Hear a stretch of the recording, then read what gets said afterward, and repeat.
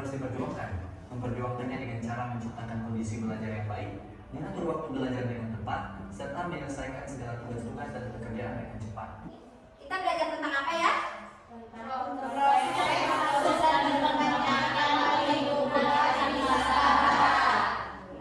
Proses masuk dan berkembangnya agama Hindu-Buddha ke Nusantara ya, seperti itu. Capaian pembelajaran hari ini ya, yaitu tentang bagaimana menganalisis. Ini terlihat jelas atau tidak ini? Jelas. Silakan terlihat ya. Menganalisis serta mengevaluasi ya manusia dalam kerajaan Hindu-Buddha ya. Ada 3 tujuan pembelajaran ya. Yang pertama yaitu bagaimana kita atau siswa ya bisa mengidentifikasi sumber-sumber kerajaan sejarah Majapahit ya, atau sejarah kerajaan Majapahit ya. Yang kedua, bagaimana menganalisis keadaan politik, sosial, ekonomi mereka ya antara masa Hindu-Buddha ya, antara masa Hindu-Buddha kemudian Islam masuk ke Indonesia ya. Itu akan materi selanjutnya. Nih, Nusantara ini kira-kira dipimpinnya oleh siapa nih? Raja ya, betul.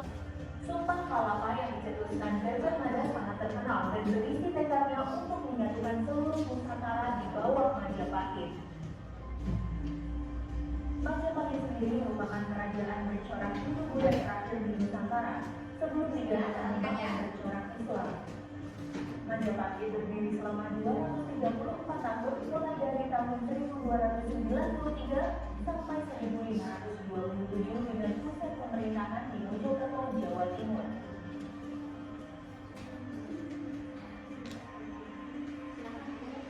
Sejarah berdirinya Majapahit diawali dengan jatuhnya kerajaan Singosari saat berada di puncak kejayaannya. Halangi nggak buruk Seorang bupati gelap Jaya Katuang berniat menyerang kerajaan Singosari. Saat itu kerajaan Singosari dipimpin oleh Raja Kertanegara. Penyerangan itu menyebabkan Kertanegara tewas. Melihat hal itu, Raja Wijaya mengaku Kertanegara menyelamatkan. Nih untuk kelompok 1 yaitu Dinda Rahma Yuliana. Mana Dinda? Ya, dia kelompok 1, ingat ya. Ini bukan kelompok 2. Yang kedua, kelompok 1 itu Wina Susilawati, Nurmelia Maesayu, Wiliana, sama ditambah lagi 1 laki-laki, Rifki ya. Ya, Ki? Nah, di dalam LKPD ini ya, nanti kalian bisa menuliskan ya, menulis nama kelompok, misalnya kelompok 1 ya, katanya siapa saja di sini ya. Terus, nah, ini ada capaian sudah dijelaskan tadi, ada tujuan juga sudah, tujuan pembelajarannya sudah ya sama. Nah ini petunjuknya, petunjuk pengerjaan LKPD ya. Di sini sudah terlihat jelas nih. LKPD ini dikerjakan secara berkelompok. Tadi Bentuk sudah membagi kelompok ya. Iya. Terus peserta didik mengerjakan LKPD sesuai dengan masalah yang harus diselesaikan. Ya, nanti di dalam LKPD ini ada masalah-masalah yang harus kalian analisis, harus kalian selesaikan bersama kelompok ya. Nah, yang ketiga itu kalian itu bisa mencari sumber referensi ya, referensi literasinya ya untuk memecahkan masalah yang ada. Itu baik dari buku, artikel, ya, jurnal, baik cetak maupun online ya. Dari mana saja boleh asalkan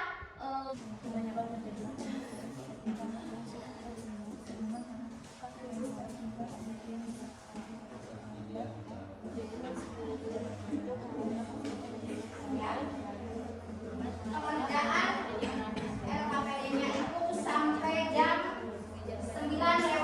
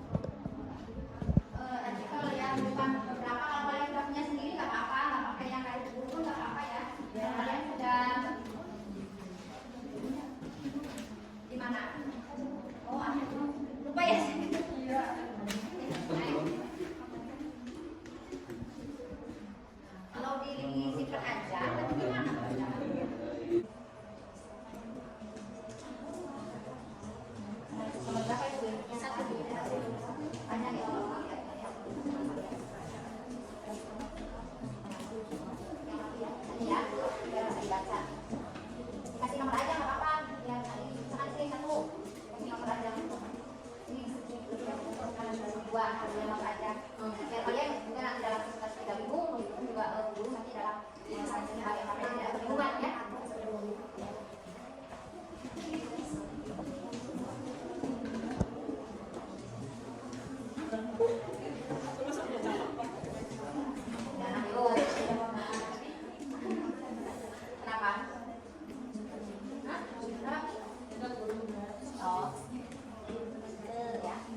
Oh, di sekolah itu kan sudah disebutkan ya harus menggunakan apa? Menggunakan apa? Indonesia. Ya, bahasa Indonesia ya.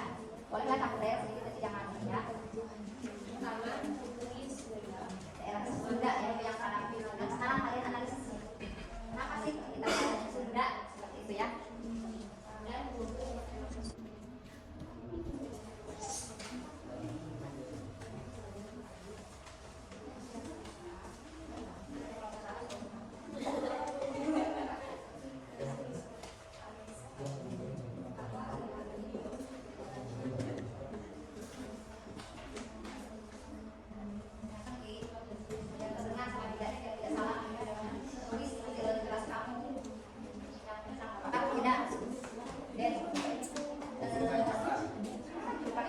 Yang di bawahnya Panenjuan ada wisata baru.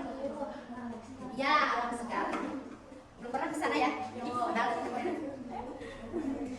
Nah, jadi kan kalian tahu ya, mas kita kalau tidak melakukan literasi ini kan tidak tahu ya namanya. Apa ini? Sudah pernah ini ke beberapa tempat ini? Apa ini? Lihat. Ini hasil literasi siapa ini? Literasinya ini bacaan siapa yang bawa ini?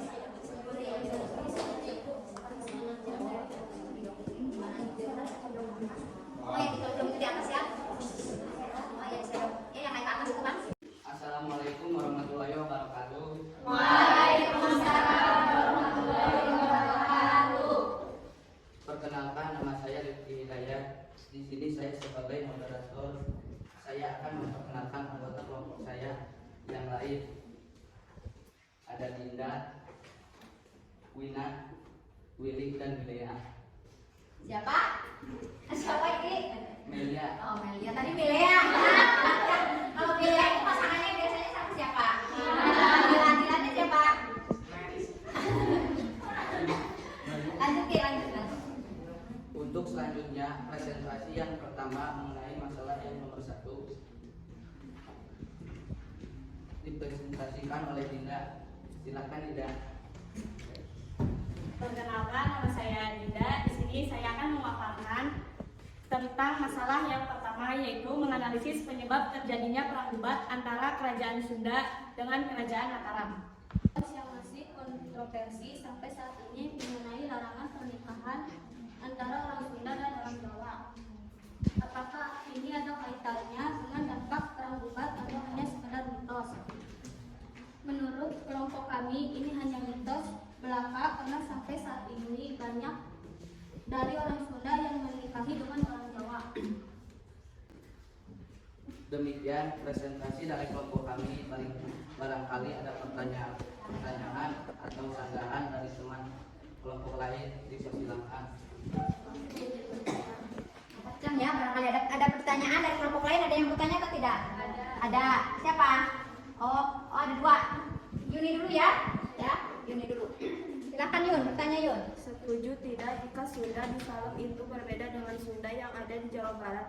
Pada umumnya seperti Yang kami baca dan kami analisis juga, kebudayaan Sunda Salem berbeda dengan kebudayaan Sunda lainnya seperti daerah Priangan, Banten, dan Karawang. Salem memiliki khas tersendiri dalam bahasa dan budaya, apalagi dalam segi adat dan budaya. pasukan dari Kerajaan Sunda bertolak ke Mataram untuk mengantarkan putri Diah Pitaloka yang akan menikah dengan Raja Mataram yang dulu.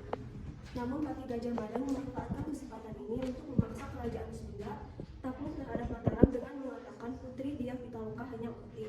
Dari situ Raja Sunda marah dan pertempuran terjadi. Masih ada sebagian kecil masyarakat ya yang mempercayai hal tersebut karena biasanya di kita itu apalagi orang-orang yang masih kolot ya atau orang-orang masih orang tua ya, istilahnya orang yang tua kan itu masih banyak kata pamalinya ya seperti itu. Mungkin ketika akan menikah dengan orang Jawa atau Sunda itu mungkin dari respon keluarga kurang baik karena mereka percaya itu tuh kurang baik bagi kehidupan rumah tangga yang kelak seperti itu. Ada lagi yang lain? Oh, beda. Apa Wid? Pertanyaannya? Menurut kelompok 4, apa penyebab utama kemunduran kerajaan Majapahit ini? Oh, penyebab kemundurannya apa? Setelah yang buruk meninggal, Majapahit terus mengalami kemunduran ditambah lagi dengan adanya perang saudara. Terus? Membuat kerajaan-kerajaan kecil tertaklukannya mulai melepaskan diri dari kekuasaan Majapahit sampai akhirnya Majapahit dikalahkan oleh Ya, sampai akhirnya Majapahit dikalahkan oleh gimana? Wid, dengar jelas nggak? Udah. Saya akhiri. Wassalamualaikum warahmatullahi wabarakatuh. Waalaikumsalam warahmatullahi wabarakatuh.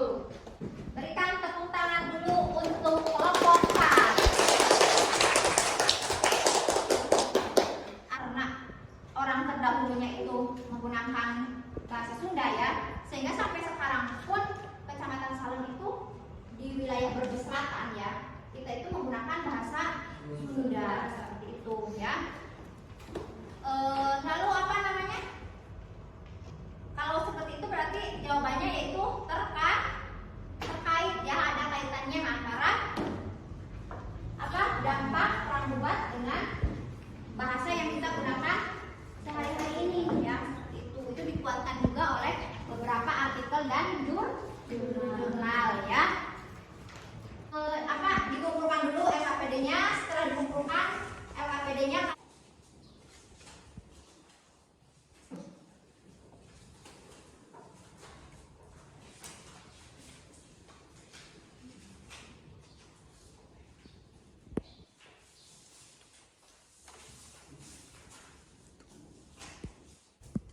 iya, oke.